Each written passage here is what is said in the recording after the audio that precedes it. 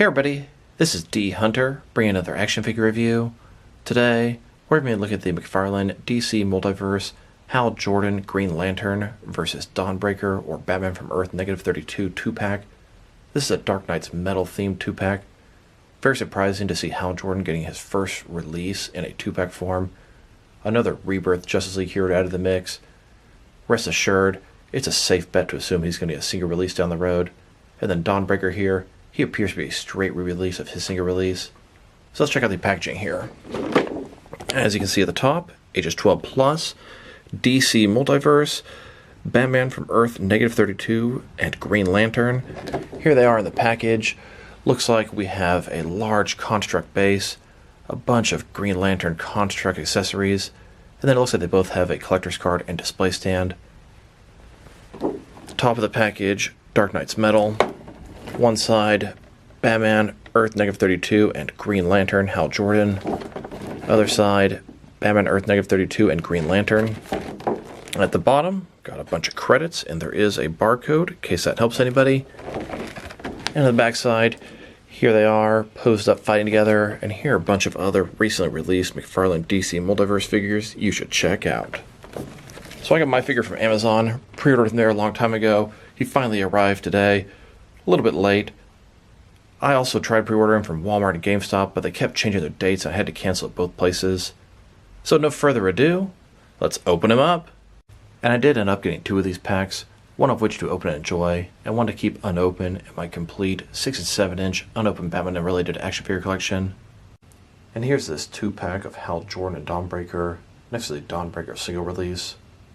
And here are all the different 2-packs McFarlane has made so far. Each one has been Batman related, and it sounds like all the 2-packs in the near future are going to continue that theme. That's 2 thumbs up for my book. Alright, now that I got these figures out of the package, here they are with all their accessories laid out. Hal Jordan comes with a display stand, a collector's card. It looks like a rocket pack construct and a giant fist construct. They have that large green base. Then we have Dawnbreaker. He comes with a display stand, a collector's card, and then some bat constructs, the same as the original release. In this video, we're going to take a look at each of the figures individually. We'll check out their accessories, height, and articulation. We'll compare them with a bunch of other Green Lantern, Hal Jordan, and Dark Knight Metal figures. Hope you enjoy this video, and let's start off with Hal Jordan. So here's Hal Jordan. He has the collector's card, display stand, giant fist, and a rocket pack. But before we take a look at the accessories, let's check out this actual figure. So this is Hal Jordan, arguably the most common Green Lantern in the comics. He's in his look from the Rebirth comics. Pretty iconic Hal Jordan Green Lantern outfit. Got the kind of wavy hair, looks pretty good. Mask looks good, I like it. Green Lantern logo on his chest, got some lines coming out of it. See a nice little sculpting detail on his suit. Looks like double jointed elbows. He's got white gloves, a little bit different than John Stewart. Double jointed knees. Good amount of sculpting detail all across the suit. Now I'm very curious to see how much reuse there is with John Stewart. I'm assuming it's going to be the entire body and simply a different head, but we'll check that out later in this video. And just a closer look at his face. I think the hair and face are very well done. Looks fantastic.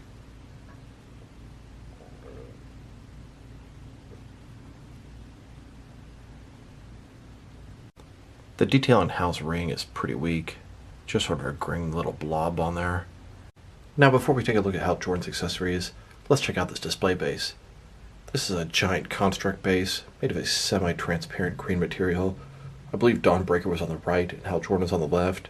Notice it's a darker color on the right. I don't know if that's supposed to signify that Dawnbreaker is on the evil side, or if it just happens to look that way. So let's take a closer look. I'm trying to figure out what's going on here. It looks like it's a giant rocket with the Green Lantern logo on it, heading toward this thing here. You can see the exhaust on the rocket, and going toward what appears to be giant tentacles from an octopus. You can see all the little suction cups here. It's got chains around it. So Dawnbreaker's using his will to control this octopus thing, and Hal Jordan is trying to combat it by firing a rocket at it. It's got one peg on the entire stand for the peg holes on their feet. Oh, nope, there is another one over here, and this thing is pretty hollow. Here's Hal Jordan fighting Dawnbreaker on this display stand. It's a fantastic display piece. Now let's check out his accessories, and let's start off with the boring stuff. Here's his display stand, typical McFarlane stand, black perfect circle, says DC at the bottom. It's got one peg for the peg holes on his feet, very thin, very basic. And now to look at his collector's card. As you can see, this is an image of Hal Jordan, the figure, posed up. Green Lantern, Hal Jordan from DC's Rebirth. At the back, there is a description. If you want to read that, go ahead and pause now. Here's Hal Jordan's collector's card next to John Stewart's collector's card. I do miss when they used to show the figure from the source material that came from. Here's his rocket pack. I'm not super fond of this accessory. I always thought it was kind of dumb when they made rocket packs in their back. Seems like they could just fly without that. It does look okay. Made in that same transparent green. Got a peg for the peg hole in its back. And then it has this exhaust going down from the bottom. I mean, it looks just fine. I've just never been a fan of construct rockets and backpacks. Here's Hal without the rocket on. And here with the rocket pack attached. Here's his giant fist construct. This thing looks pretty cool, but mine is jacked up. You see at the front here, the plastic's all messed up. It looks like it's, I don't know, scratched up or has some sort of glue residue on it. Looks bad. I don't think I can fix that. It has a Green Lantern logo in the back of the fist, and then all the sort of energy coming up from the back. You're able to actually put his hand inside of here. It's a very cool accessory, but I hate how mine looks jacked up. Here's Hal Jordan with regular fists. Then, with this giant sort of boxing glove construct attached. And my dude's shoulder is pretty loose. It can't even support the weight of this construct. I keep trying to pose his hand in a punching position, and it just falls right back down. I can hold it upright, but that's about it. Not impressed between the way this looks messed up at the front and that he can't quite hold it properly. I mean, it just does not want to work. His shoulder's not so loose that it won't stay up without the glove on. And the funny thing is, his left shoulder is tight enough to hold the boxing glove. But it is a right-handed construct. And if you're curious which other Green Lantern accessories will work with this guy, here are the two accessories that came with the Justice League Unlimited John Stewart from McFarlane, and neither one of these works with this Hal Jordan. Hal Jordan's hands are too big to go into the back of this gun, and this headset is just too small for Hal Jordan's giant hair. And he can certainly use the Rebirth John Stewart's gun and backpack, and that makes sense as they're essentially the same figure. John Stewart's construct armor also fits just fine over Hal Jordan's chest. Here's Hal holding a NECA Green Lantern ring effect. This ring effect looks really nice on this guy. With the NECA figure, it was done a little bit differently. It had a peg on the effect that would plug into an interchangeable hand that had a hole in it, but it works really well going between this guy's fingers. He can also use this longer ring effect by NECA. Works with the same principle, little peg going between his fingers. Here he is holding a couple of lantern accessories. The one on the left comes from NECA, the one on the right comes from Mattel. Now I want to compare him with the John Stewart Rebirth figure. I love that we have a Hal Jordan and a John Stewart, both from the Rebirth. Now essentially these are exactly the same figures, from the feet going up, the feet, the legs, 100% identical. The crotch, the waist, the torso, also 100% identical but painted differently. His arms, they're exactly the same. He just has a little bit of larger glove attached here. They are essentially 100% the same figure, minus the head and these little forearm pieces here. But they're painted differently, and I think it works out very well. Now that we've taken a pretty good look at the figure, his accessories, and some other accessories you can use to enhance this guy, now let's check out his height. From bottom to the top of his head, he's standing at about 7.1 inches tall, which is going to translate to about 18 centimeters. Now let's check out his articulation.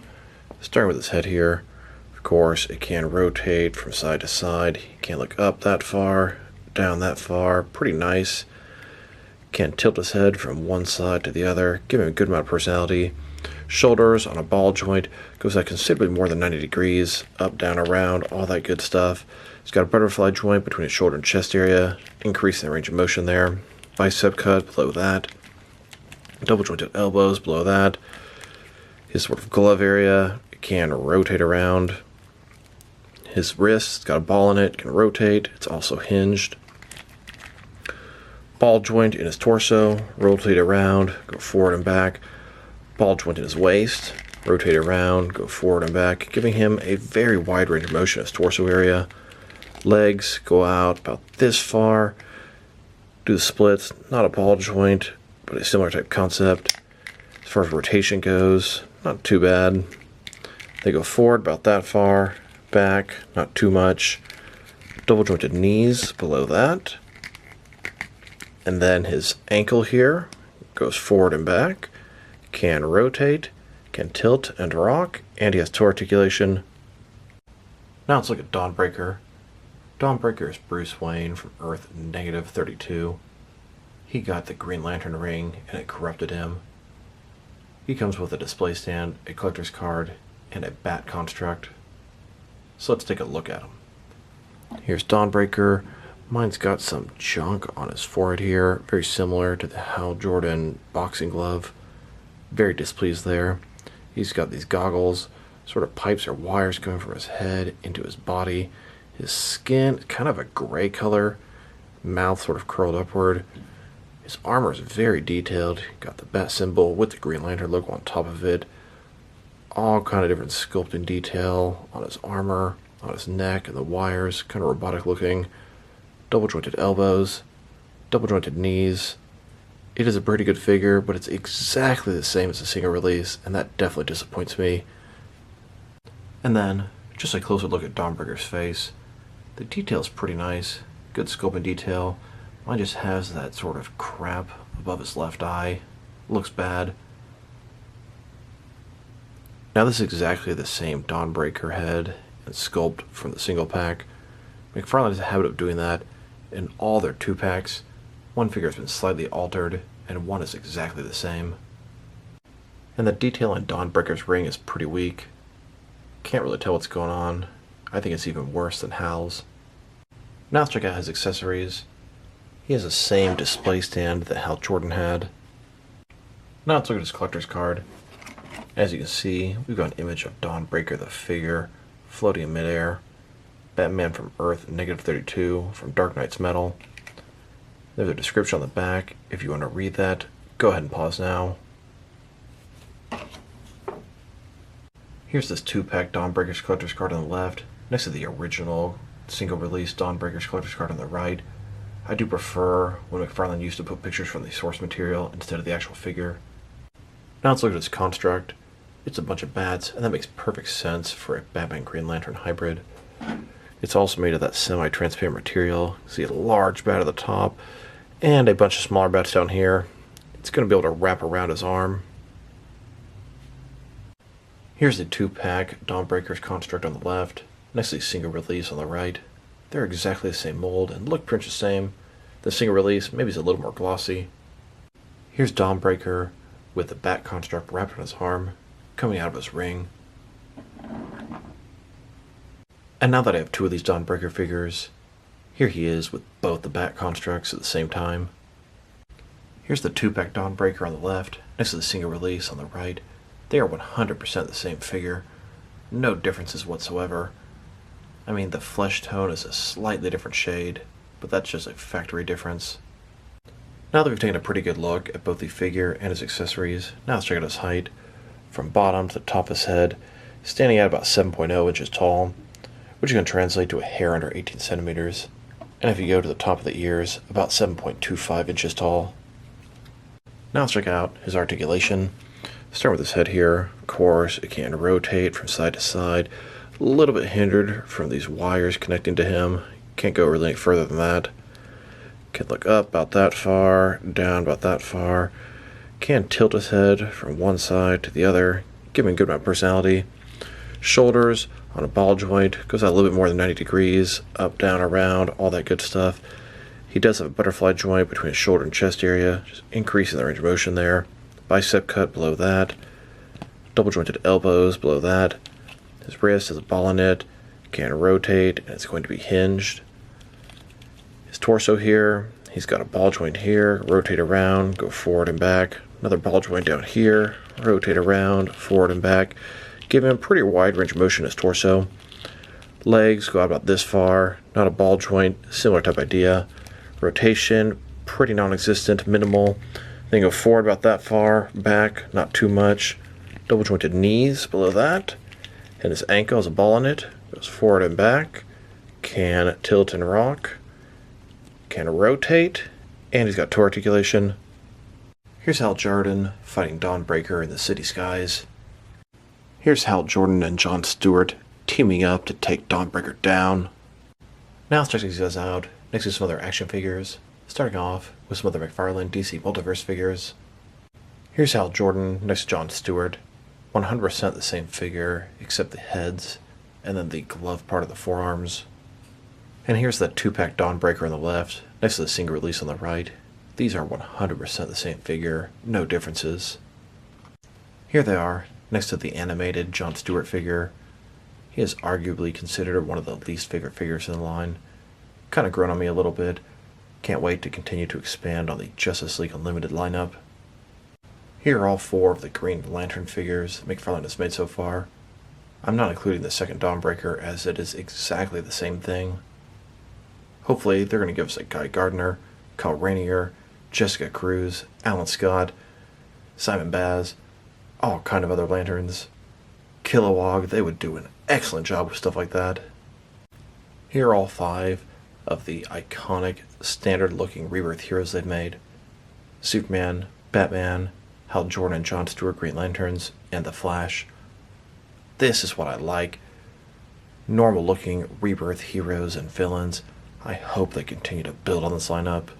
We really need a Rebirth Wonder Woman. Here's Dawnbreaker with the rest of the Dark Knight's metal villains. Quite a grotesque and cool collection. Then, here's Dawnbreaker next to a couple of Dark Knight's metal Batman figures.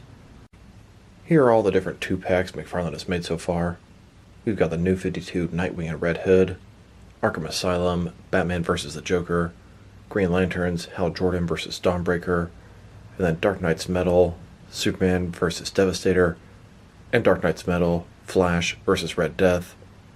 The next 2-pack to come out is going to be the White Knight Batman vs. Armored Azrael. Here they are, next to McFarlane's Zack Snyder's Justice League collection.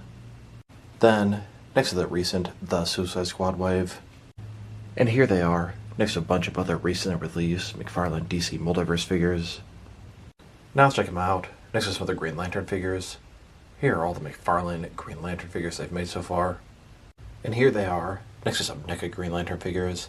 These are some of my favorite Green Lanterns that I have. Then, next to some DC Direct and DC Collectibles Green Lanterns. And here they are, next to my Mattel Green Lanterns. And here's my entire 6 and 7 inch Green Lantern collection. Here are these 2 Green Lanterns, next to all of my Yellow Lanterns. Now let's check them out, next to some action figures from different various companies, to see how they fit in, both scale and style-wise, in case you want to know which lines you can mix them with. Since they're McFarlane figures, they're typically the 7-inch scale. I'm going to start off my comparisons with some of the larger action figure lines I collect, and work my way smaller. Here they are, with some of their McFarlane Toys brothers.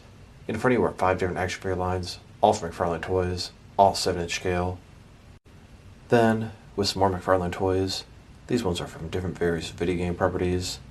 And now, next to some Jakks-specific wrestling figures. And here they are, next to some DST or Diamond Select toys. Then, next to some DC Direct and DC Collectibles figures. And here, with some NECA figures. Then, next to some Mattel wrestling figures. And now, next to some Jazzwares AEW wrestling figures. And here they are, next to some Mezco 112 cloth soft goods action figures. Then with some Mattel, DC Universe Classics and Multiverse figures. And here, with some Mafex figures. Then, next to some Hasbro Marvel Legends. And here they are, next to some SH Figure Arts action figures. And finally, next to some Jazzwares Fortnite figures. So overall, these are some pretty nice figures. Hal Jordan is definitely my favorite. Dawnbreaker is exactly the same, and I find that extremely disappointing. If they're going to continue these 2-packs, They need to give us something different about both the figures. Slight paint difference, some blood on his lip, a different construct accessory, something please. Hal Jordan looks fantastic, and I'm really surprised how well the exact same body worked. You really don't notice by looking at them, even when they're next to each other. The unfortunate thing is, this is almost complete reuse. Dawnbreaker's 100% reuse, and Hal Jordan's about 90% that way. Still, very pleased to have Hal Jordan, but it's a very expensive member to add to your Rebirth card. You know they're going to make a single version down the road, and he's probably going to be exactly the same, just like they did with the Red Hood. These figures are both very nice. If I were to rate Hal Jordan, I'm probably going to give him a 7.5 out of 10, and Dawnbreaker, probably a 6 out of 10, just not super excited to have to get him a second time. So this is D Hunter. Thank you guys for watching this video. If you liked the video, press like below. If you have anything you want to say about the video, add to the comment section. If you want to see additional action figure reviews from me, press subscribe. I do appreciate when you do that. Once again, this is D Hunter. Thank you guys for watching this video, and I will talk to you guys real soon.